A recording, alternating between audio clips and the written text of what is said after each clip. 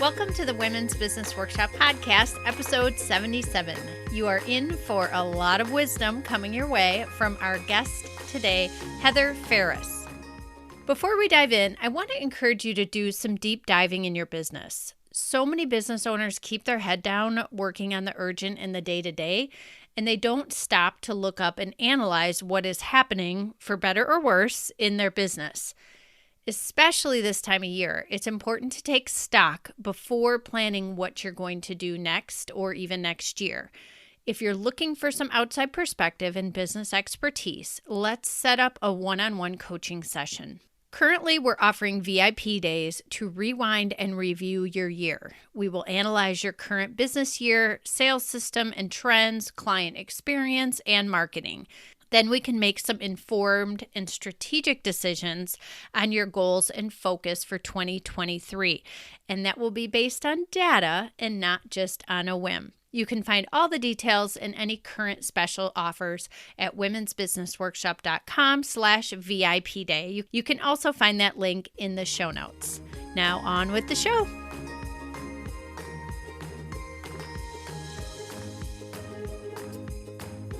We have a fun guest today to talk about Pinterest for your business. Heather Farris is a Pinterest marketer and has been managing client accounts for over 6 years. Before she got into Pinterest marketing, she was an accountant. Heather facilitates a membership where she helps content creators, coaches, and service providers with strategy to grow their traffic and sales. Her team is also serving upwards of 25 clients at any one time. For the fun facts, Heather drinks iced tea like it's going out of style.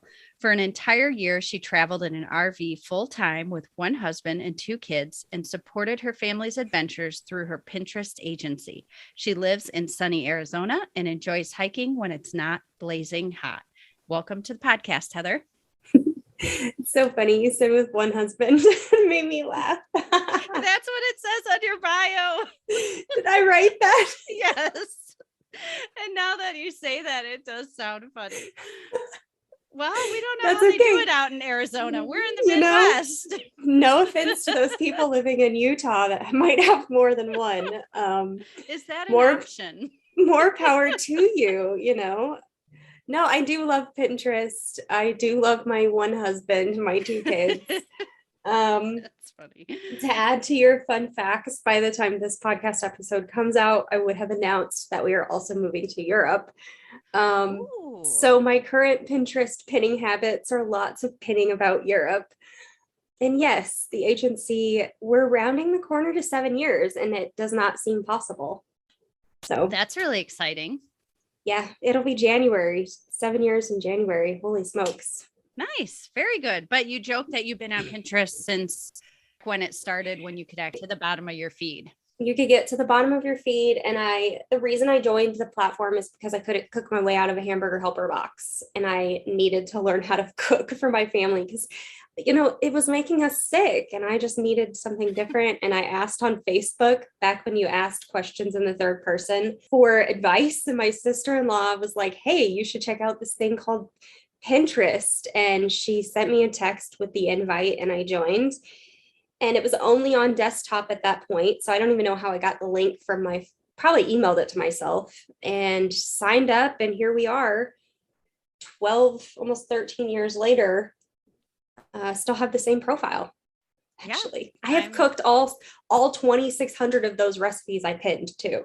That is excellent. So, I actually have a board called Cool Food that I probably will never make. I'm telling you, I joined to learn how to cook, and I taught myself how to cook. So I'm proud of it. I used it a lot for, my kids are all young adults and teenagers now, but I used it a lot for birthday party ideas and teacher gifts and all the crafty stuff that I could replicate, but couldn't necessarily create out of my mind. Yep. Same. Today, we're chatting about your audience and how businesses can use it. So many of them probably can relate to the fact that, we're pinning recipes. And that's one of the big myths is, it's just for like recipes and fashion and makeup and gifts.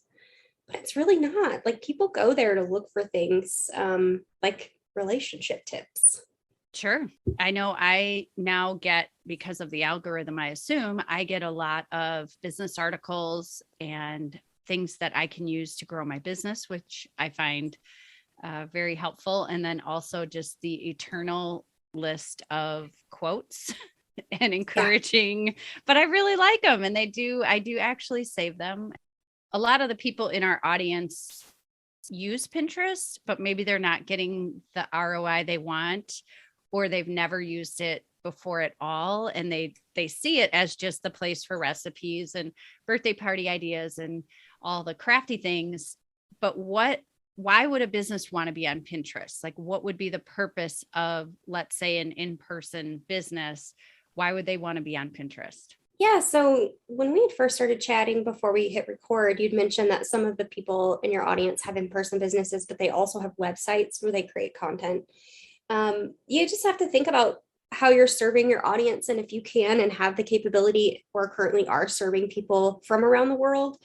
Someone in Tucson who's a life coach may also have content and a YouTube channel or an Instagram um, channel. I don't know a profile where you do lives or create reels. That's really valuable content that can bring people into the top of your funnel, introduce you to them and them to you, and really begin that know, like, and trust factor. So just any bit of online content can help to validate that you are a real person and that you can help them in a real way, whether they live in your city or not.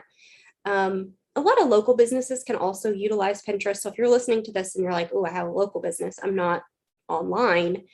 There are people like in Tucson, for example. I live in Tucson. We have a city of 500,000 people.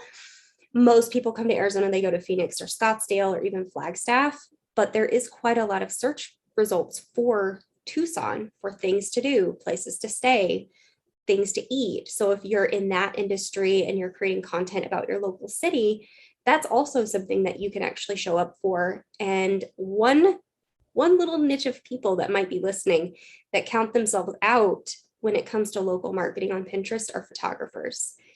People in your area may be looking for, poses or outfits or whatever it is related to a photo shoot, then come across your photography and realize that you are local to them and they haven't settled on a photographer. Maybe they don't really want the one that they've already hired and they're looking for other options.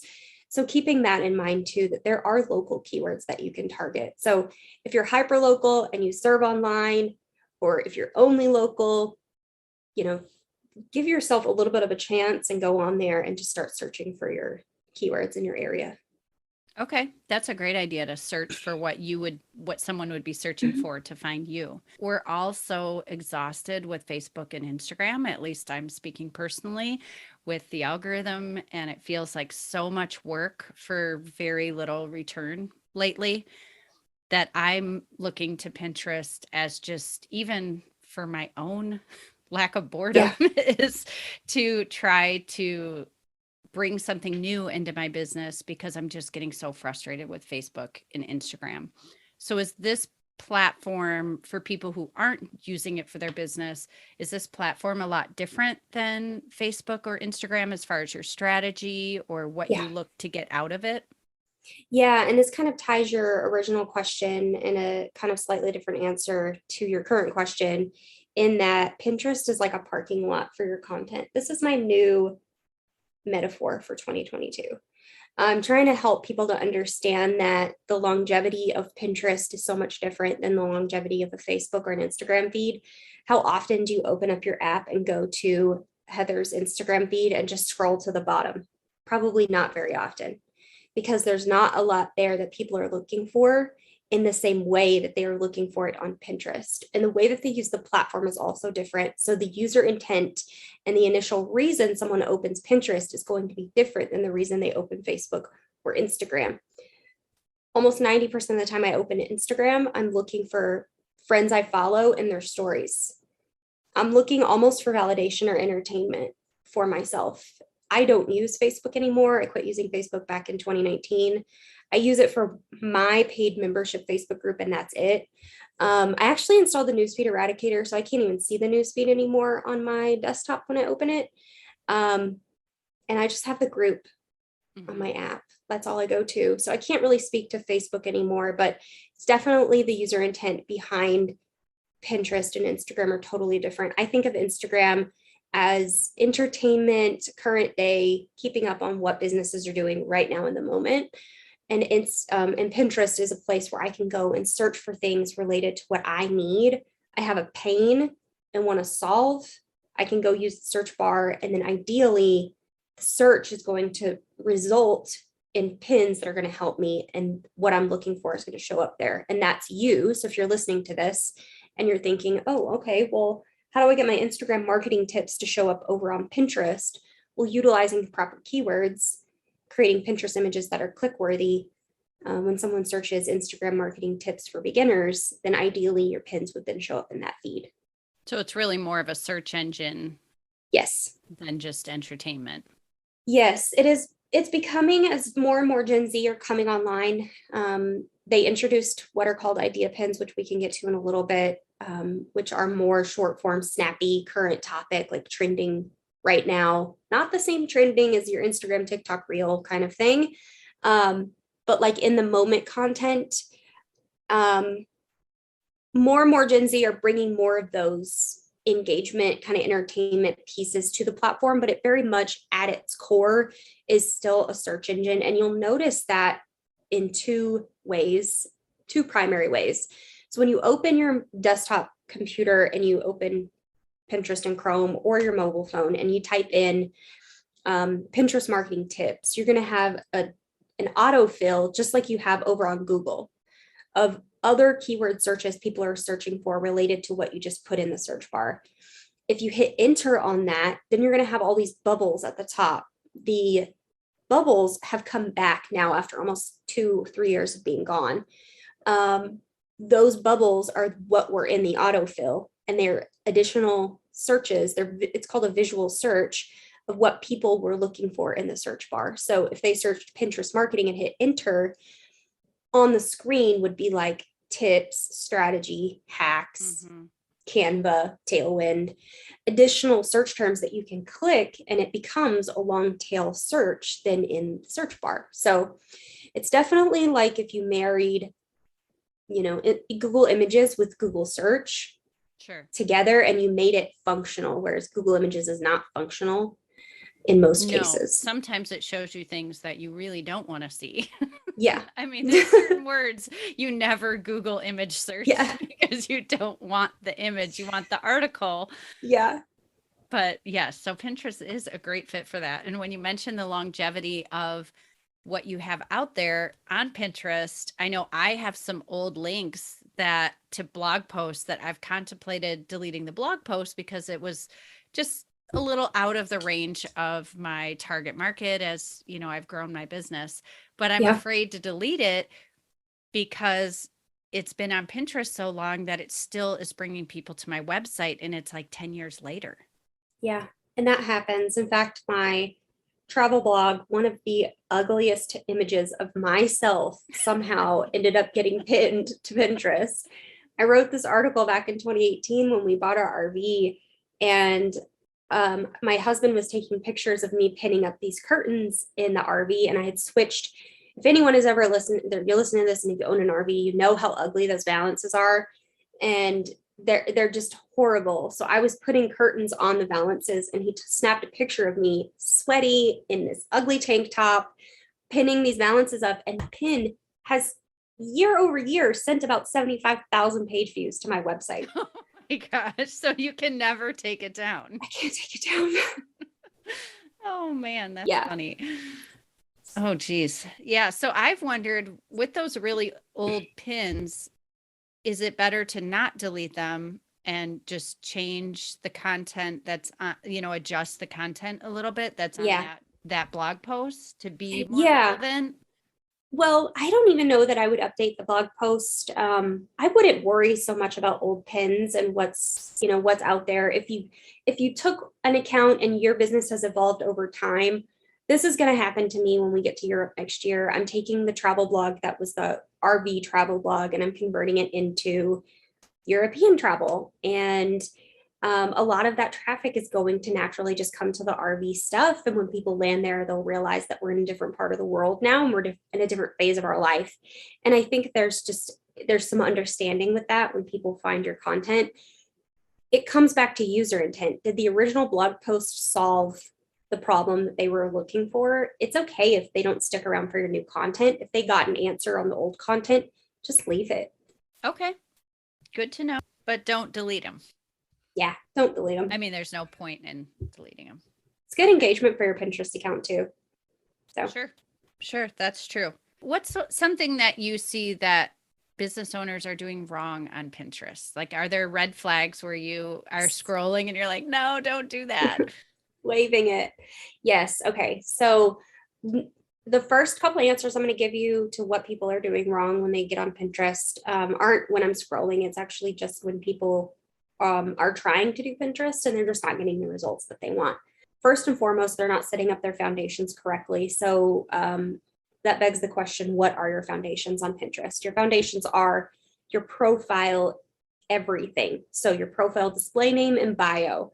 You're not using keywords. You're using fruity phrases in there that don't actually help people to understand who you are, who you serve, and how you serve them.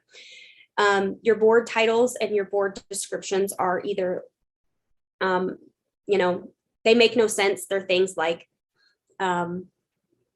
cute. I don't even know. Like Mama Susie's stuff. Yes. Yes. Something like that actually it's not a search term. Remember, people are coming and searching for things on Pinterest. So your board titles need to be searchable. So instead of cute scarves for my dog, it should be, dog clothes or something that people are actually searching for in the search bar. Then the mistake that goes along with that is not filling in your board descriptions. Your board descriptions lend to indexing of your pins and your boards in the algorithms. The algorithm, first and foremost, relies heavily on engagement signals. But if your pins aren't indexed properly, they can't really get engagement or be shown to the right people. So make sure your board titles and your board descriptions are filled in. One thing that I've started doing again in 2022 that I really had never done, so I can't say again, is creating board covers that make your profile easy to skim. A lot of people from idea pins are landing on profiles, and when your profile just looks like a mishmash garbage can of Pinterest images with all this text, none of it matches. It's hard to see. And someone with a brain like mine with like ADHD, and there's 15,000 things going on in 10 seconds, it's too much. So like thin that out and create some board covers and make your profile visually appealing. Right along with that visual appealing profile is a banner. So at the top of your profile, you have this big billboard that you can use. A lot of people completely miss out on this. They just put an image there of themselves or, a stock photo. Go to my profile, pinterest.com/Heather Farris Co. Go check out my profile. My banner is optimized for people to go to my paid Pinterest membership. And I know that banner works because as soon as I put it up, I started getting sales on my membership from Pinterest. And give people a reason of why they should pay attention to your content. So mine says something like, do you want to get more traffic and sales from Pinterest? And then I tell them to go join my membership. This is where you can do that. This is how you can do that. So utilize that banner. Now, to answer your question, what are some of the mistakes that I see when I'm scrolling? One of the big things that people do that I can't stand it, and Pinterest can't either, and they haven't figured out a way to fix it, is people pinning Instagram Reels or TikTok videos to Pinterest and not removing the watermarks. We're not on Pinterest to watch TikToks. We're not on Pinterest to watch Reels. It's okay if you want to create that content and repurpose it to Pinterest, but always keep the end user in mind. The reason someone goes to Instagram and watches your reel on how to make a smoothie for breakfast is not the same reason they're going to Pinterest to find the smoothie. They may be watching your day in the life vlog on Instagram and they like that upbeat music that you're dancing to. They're looking for the recipe on Pinterest. They're not looking to watch you dance to making the smoothie. They want the recipe. So think about the end user and why you would put that content there, and always remove the watermark. Yes, because now as you say that, and I'm picturing when I use Pinterest, I'm not looking to be entertained. I have something I'm looking for. I want an answer. Maybe I'm not doing it now and I'm saving it all for like birthday party ideas or whatever it is, but I definitely want the factual information. And I get very frustrated if the image promises something and you do click through to it and it's either mismatched or it goes to a dead, blank page, or what they're promising isn't even the thing. Like you have to spend $200 to get the information they had on the graphic. And that gets really frustrating. Yeah, that is one thing that you want is landing page cohesiveness. So if you are promising something for free, then make sure what they land on is actually for free. You can promote within that. And I do this. I create a lot of free content. I have a YouTube channel, like your podcast. This is all free content people can listen to on the internet. So from that, though, I want that content to work for me. So I'm never creating content just to create content. I create content to lead people to the next thing I need them to do if they want to work with me or learn from me. So if you are creating free content, like a free blog post on a smoothie recipe, go ahead and put your full recipe book that you're selling in a blog post and say, hey, if you want these all in one place and you want all of my recipes, here it is for $7. Right. That's actually a really great and natural way to sell your products or services without feeling salesy, which a lot of people are afraid to sell. So I love that. So that leads into funnels. And I know I've seen a lot of people say to use Pinterest for funnels. And so I have some very basic ones set up, sending it to my podcast where I do have an email list for podcast goodies and all that kind of stuff. So it feels like there's a purpose, but how elaborate do you have to get if someone's like, I'm not doing all the funnel stuff with the ads and the complex everything?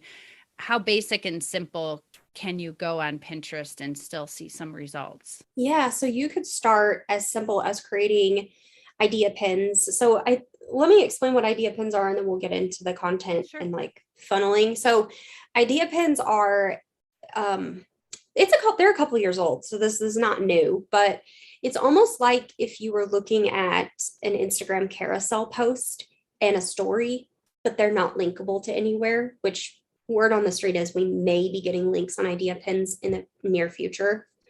I'm not going to make a promise because that may not come true. But it's a native piece of content that lives on Pinterest that helps to bring in and attract new audience and also bring in engagement. And that's what we want. So after our pins get indexed, we want engagement. So then Pinterest can continue to serve it to our audiences. So you could start as simple as creating idea pins. And one way that I do this in my business, I just posted 2 this morning, is I actually create on my preferred platform, which is TikTok, because I like their editor and their filming and their music options, which I don't use music on the ones I repurpose to Pinterest. But I like everything about filming on TikTok. So someone listening may like everything about filming on Instagram. I start in one place. I create really high value content. So one of the examples I posted this morning is 15 calls to action you can use on your Pinterest pins to increase your engagement. That content is going to give people a ton of value and know that I'm trustworthy because I'm not just telling them that they can, pin once and make $1 million. So that then is going to earn me follows and saves, which is going to earn me more engagement and get my pins served in those feeds. So you can start as simple as that and just funneling people to your profile and building awareness and authority about what you do. Building that know, like, and trust factor ultimately is going to bring people to your website. So as you're bringing people, if you visualize a funnel upside down, like a triangle on its head, bring people in the top with those idea pins, and some are going to filter down into the next phase of the journey, which is usually consideration. People are considering whether this is a viable solution for them or not. The bottom phase of that buyer journey is purchase. Ultimately, they're going to filter through and buy from you, whether it's a product or a service or eyeballs. You're monetizing eyeballs with ads on your website or ads in your podcast. So that can be your funnel too. You can start as simple as those idea pins. you can get as elaborate as running Pinterest ads, which I'm doing some of that for myself right now. And I have freebie funnels that are set up where someone can grab like my free Pinterest strategy guide, which has brought thousands of people into my email list over the last 4 or 5 years. Behind that, I sell a product. And then behind that, I upsell my membership. And behind that, if they don't take any action on any of that, they get put into an email sales sequence where I sell my membership. So you can get a lot more elaborate, or you can literally just start by promoting free content. For someone that hasn't seen a lot of conversion on Pinterest and they say, okay, this is it. I am buckling down. I'm going to follow all of Heather's advice and I'm going to get my Pinterest account up and converting. Let's say for a solopreneur, someone who is just, they don't have any employees, it's just them and they're going to invest in Pinterest. If they asked you how much time, energy, and money do I need to put into this to make it worth my while? And I know that is such a general question. It could have like an it depends answer for sure. But any insight for someone on, for them to dive in and see if it's worth it? Yeah. So I would say very first step would be to hop on Pinterest. And I take people through this exercise really often. So if you're listening and you are not driving, you can grab a piece of paper and I want you to draw a line down the middle and a line across the middle. So like draw like 4 squares on your box or on your paper. And in one box, I want you to write down all of the current questions that you get the most often in your business. What do people come and ask you about? For me, it's what are keywords and how do I use them on Pinterest? Or, how do I create idea pins? So those are like burning questions people ask all the time. And I want you to write down what are the services that I provide / products that I sell. And then in another box, I want you to write down what are the pillars in your business that you create content on. So you're not going to fill in all 4 boxes. Usually it's just 3. So what are the pillars? So for me, it's Pinterest marketing, Pinterest ads. So organic marketing, paid marketing, automation strategies, and Canva. Those are my 4 big pillars. From that, I can create thousands of pieces of content, right? And then I want you to kind of take those things to the platform and start searching for them. So how do I use Pinterest for Squarespace? That's something people ask me. I can put that in the search bar and then I can see the content that's coming up and how competitors are positioning their content. The reason I want you to do this is not to take a peek at your competitors and what they're doing, but to see how people are searching for your content and how your competitors are presenting theirs. A lot of times it's just really fluffy how-to, big pie in the sky promises. How can you fit yourself into that search result and do it differently? If you pay attention to the search results, oftentimes it's all static pins. So that can give you a good indicator that maybe you should create a video pin on this same search result. And that would be different than a video that you would make for Instagram Reels, or you could actually take an Instagram Reel talking about Instagram marketing tips and put that on Pinterest as a video pin. Okay. Just take off the watermark. Yeah. Take the watermark off. So that's kind of where I lead people in for validation of their audience and their offers. I want you to validate your offers. I want you to see what keywords people are searching for. Use that 4th box as notes. What keywords are coming up for you that you didn't think about before? What topics are presenting themselves that you haven't talked about that you can talk about? Are there any gaps in the way that your competitors are presenting their content that you think you could do it better? And then I want you to take your content on your website and kind of start dissecting it and figuring out from your pillars what is the most important and kind of where you want to start with Pinterest. And I would start with your most evergreen content first, because if you start with timely content and it's like right on the season, because Pinterest can be very seasonal. So for example, if right now today was Halloween and you started pinning about Halloween today, the content's not going to get seen until next year. Mm-hmm. So I want you to make sure if you are going to promote seasonal content, you're backing it up about 90 days. But that's why I always tell people just start with your seasonal or your evergreen content first. So anything in your business that's evergreen, that exists on, and no matter what time of the year someone lands on it, it's valuable for them. Start there and then start creating pins for each of those pieces of content. create an idea pin for it, create a video pin for it. Quick hack, create an idea pin for it, repurpose your idea pin as a video, and then that's your video pin. You don't have to create 2 pieces of content. And create a static pin for it.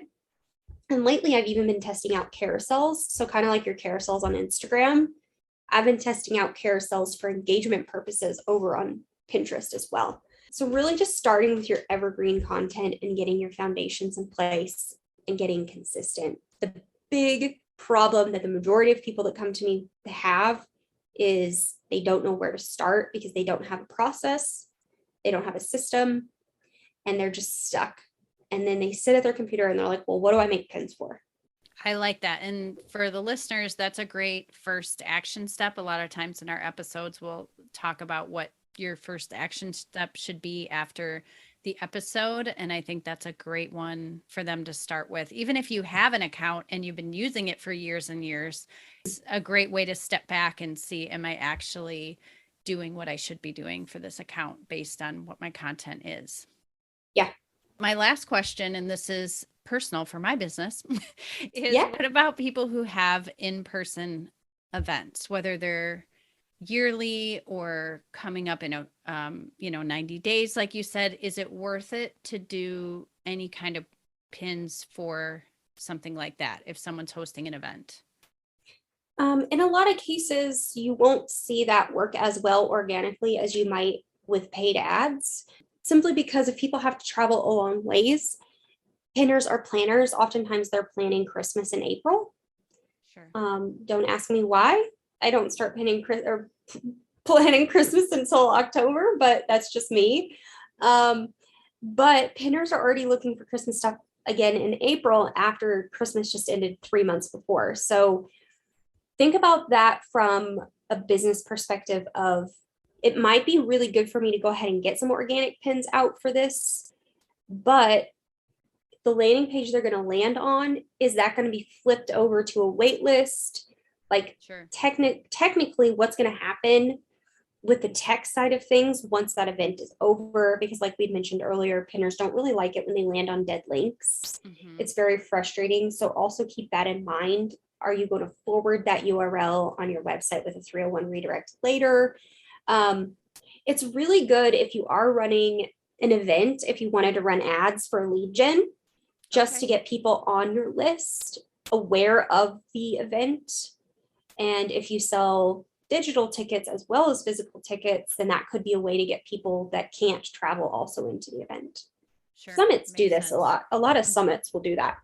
All right. Great advice. Now that we have all the ideas and everybody's got that page of notes of what they're going to go do on Pinterest, where can we find you so that you can help us get organized? Yes, I love it. Okay, so everything for me is heatherfarris.com, not Farris like Bueller. It's FARRIS.com. I'm sure it'll be in the show notes. Yep. That's where you can find everything for me lives on my website. So I have a YouTube channel full of actionable tutorials. So if you're looking to learn how to do things, set up your own ads or create idea pins, like I talk about and teach about all of this stuff on the YouTube channel. I obviously have an email list that I haphazardly email maybe twice a month, but I do have nurture sequences set up. Sure. You can grab my strategy guide or, read my blog content as well. It just depends on your learning style. Okay. And even though you'll be in Europe, everything's digital and virtual and online, so that won't affect anyone contacting you.